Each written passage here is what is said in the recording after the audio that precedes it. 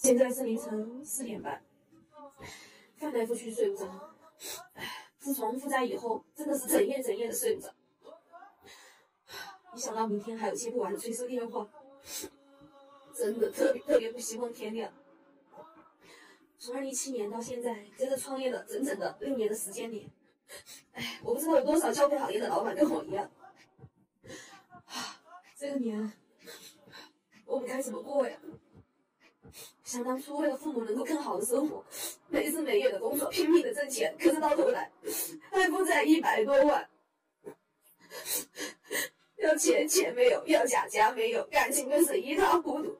30岁的年轻也没有着落，这几年真的太不容易了，也不知道大家负债以后都是怎么熬过去的。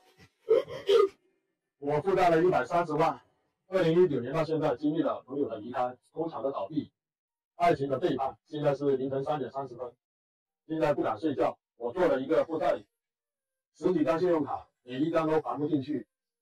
加油吧，无家可归的我们。87年36岁，现在处于负债中，为了婚姻手里拿不出200块钱，别人都认为这是为爱，其实千真万确。又有谁能懂你的无奈？人生低谷期，没人付。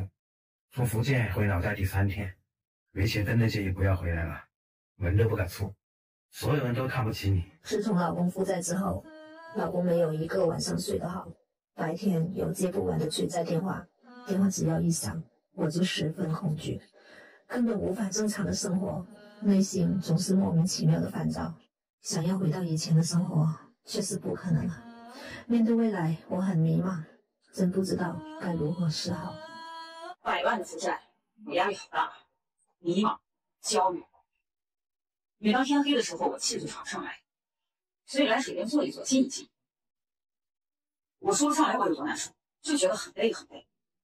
我有时候觉得自己像神经病一样，一会儿想通了，一会儿又想不通，一会儿觉得只要活着就还有翻身的希望，一会儿又觉得像我这样平庸的人，应该不会有什么希望吧。好想哭啊，大哭一场。可是我现在哭不出来，该怎么办呢？今天我们讲一个大俗又大雅的事。你们欠多少钱？我是一个86后，37岁，我儿子才3岁，负债200万，8张信用卡，2家网贷，再加私人欠款。车子卖了，用来还账，杯水车薪了，扔进去都不带一个回响的。